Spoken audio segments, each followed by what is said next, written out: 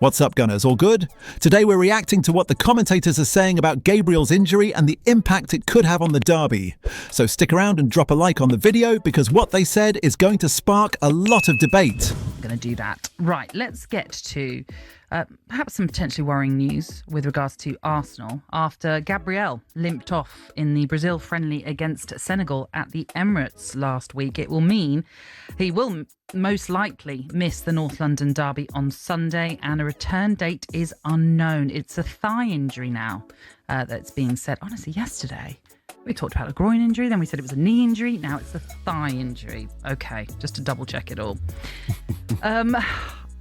Gabriel Saliba, an incredible centre-back partnership, as we know. Is this a concerning time, do you think, for Arsenal? Or do you think, with all the business work that they have done over the last couple of windows, and in particular this summer as well, that they've got enough depth now to cope with the loss of someone like Gabriel? I think they've got the depth. I think they've got the quality. He's done some superb business for precisely this reason. Because as we know, it cost them the title a couple of seasons ago when Saliba was injured at the business end of the title race. And now you look at the other players they've got. Mosquera, Spanish international central defender, absolutely fantastic. Hincapié, who we haven't seen as much of, but he's a quality player as well. Saliba, as we know, is a real leader.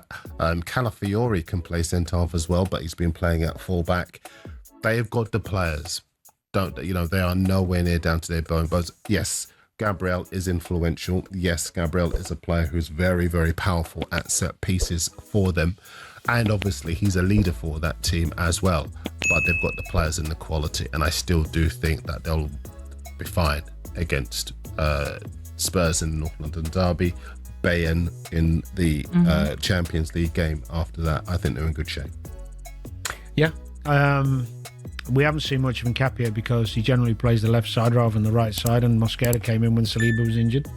So I would expect Hincapié to come in. You don't spend that much money on a guy who's won the league at Bayer Leverkusen and played the games he has. I mean, he's only 23. He's done a lot in his career already. He's apparently really well thought of. I haven't seen that much of him, but he's physical, tough. I think he'll probably put him in. That's why he's, instead of just getting Mosquera, he's gone and got Hincapié as well. It's like, right, I'm getting two of them. One for the left and one for the right. I think that's the way he's looked at it. Yeah. And he's probably a bit bigger than Mosquera as well in terms of set plays. But they will miss him on set plays because there's nobody who attacks the ball in the Prem like him. Maybe Virgil, but Gabriel's better than anybody in terms of his numbers. Very difficult to stop. So if you're Tottenham and you're looking at the game plan, obviously you've got to stop Arsenal in other areas, but set plays, you're now, if he doesn't play, you're now eliminating their best header of the ball. Gives everyone a little spring. It's like, But Dan, would you make the case that with Arsenal, it's a team mentality to defend? It isn't just it is on the forward. It is, but I mean, probably more from a attacking mindset. I'm thinking. Yes. That desire to really go after it and try and make something happen, which can change momentum in games. Arsenal have scored a lot of goals from set plays, more than anyone else, and it completely changes the dynamic of a game. If you're not playing when you score off a set play, all of a sudden you can manage the game because you don't have to score. They can just keep the ball so well, what they do. But it'll be an interesting one because for once in many, many years, you could argue that the Arsenal-Tottenham game, which has always been so obviously Arsenal favourites, is now a little bit... They're still favourites, but with Tottenham's away form, 4 wins and a draw, it's a better fixture for Tottenham being away than it is at home because the pressure at home for Tottenham's getting to them. They're struggling the players to play under that expectation and that demanding... Well, not demanding crowd, but a crowd that wants them to play creative stuff. Away from home, they can be more pragmatic. Dogmatic, is that a word? And I think it suits Tottenham, and they won't have more on the ball than Arsenal. They can play on the counter. They can play set plays, long throws and stuff like that. So it's actually a tricky little fixture for Arsenal. I always think as well, playing big derby games or big games when you're coming back from international duty is harder because everyone's coming in, a few days to go. There's not much prep time. There's some tired legs. Do you play him? Do you mix it up? Do you rest? Because it's such a big game, a lot of the time the managers think, I've got to play my best team. And actually, there might be an argument with Arsenal's strength and depth to make a few changes because of the amount of minutes some of the players have played. Whereas I think, for example, Spurs will be decent. I know Van der Ven's been playing at left back for the Netherlands, but I think he'll be back in at centre half. Romero might not be around, but then Danso, they've really prepared for that kind of eventuality at Spurs as well as at Arsenal, and I think that there will still be a high calibre of player. I still think Arsenal beat them, irrelevant of whether Gabriel's fit or not. Even though they've got a better record away from home, Spurs. Yep. So far this season. Watching Arsenal play is they are so strong, physically, mentally, quality all over. What's up, Gunners? All good? Look, after listening to everything the pundits said, I'll be completely honest with you.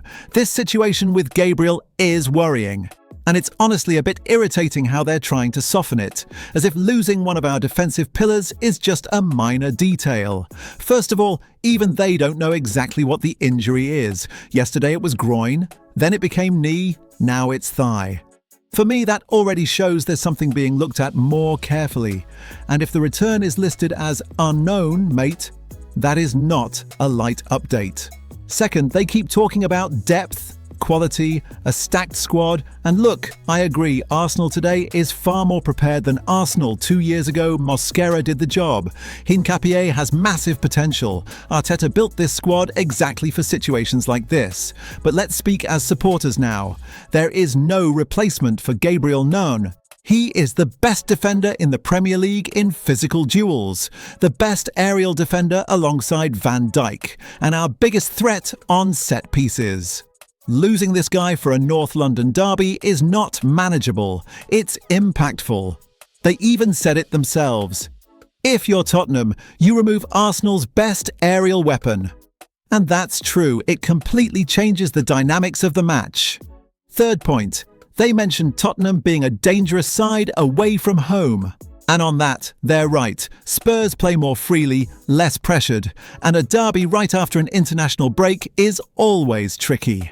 Always. Now, having said all that, I also agree with something they said at the end. Arsenal today, even without Gabriel, are still favourites. Because this Arsenal is mature, composed, physical, organised, and knows how to kill games when needed.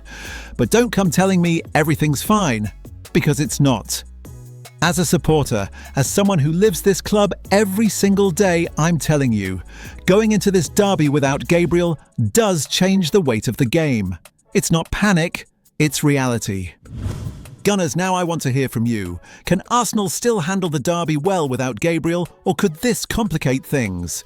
Drop your thoughts in the comments. Let's talk like real supporters. And if you live this club the way I do, make sure to subscribe, leave a like, and turn on notifications. Because here we talk Arsenal every day with honest opinions from fans to fans. We move together. Gunners.